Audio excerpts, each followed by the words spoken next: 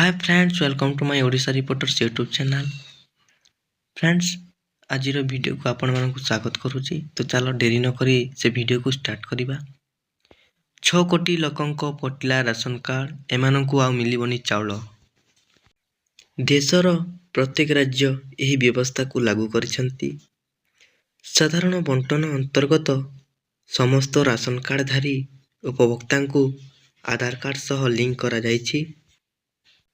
आधार authentication और KYC द्वारा उपभोक्ता विषय समस्त तथ्य डिजिटाइज करा जिवो सह सेमाने प्रकृत लाभार्थी किंबा जाल ताहा सहजरे जना पड़ी जाउछि।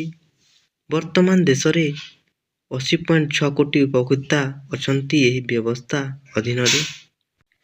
डिजिटाइजेशन द्वारा 5.8 कोटी जाल उपभोक्ता ठाब करा जाई पारिछि एवं सेमानंको नाम तालिकारु बात करि दिया जाई पारिछि।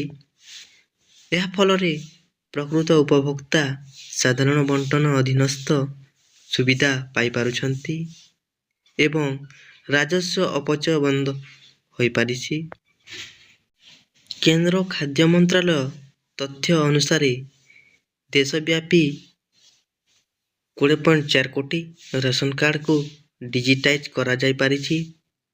एथि मध्यरु 49.7% कार्ड को आधार सह लिंक मध्य करि दिया जाइछि।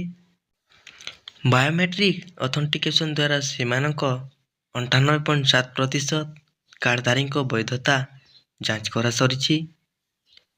देशव्यापी 5.33 लाख सुलभ मूल्य दुकान गुड़िकरे ईपीओएस उपकरण व्यवहार करा जाउछि। उपभोक्ता को यही उपकरण माध्यम आधार ऑथेंटिकेशन द्वारा खाद्य सामग्री बंटन करा जाउछि। केवल उपभोक्ता बंटन व्यवस्था रे डिजिटाइजेशन करा जाइछि ताहा नुह। खाद्य सामग्री जोगाण नै भारतीय खाद्य निगम मध्य डिजिटाइजेशन को व्यापक भावरे लागू करुछि। गोदाम घरे संग्रहित रहुतिबा खाद्य सामग्री तालिका विभिन्न डिस्ट्रीब्यूटर को दिया जाउथिबा सामग्री माल परिवहन ट्रैकिंग आदि अनेक क्षेत्र रे डिजिटाइजेशन व्यवहार द्वारा कौनसी प्रकार चोरा कारबार किंबा हेराफेरी रोका जाई पारुछि। One nation one ration card योजना अनुसार उपभोक्ता देशर कौनसी स्थानरू राशन सामग्री नेबारू सुविधा होई पारुछि।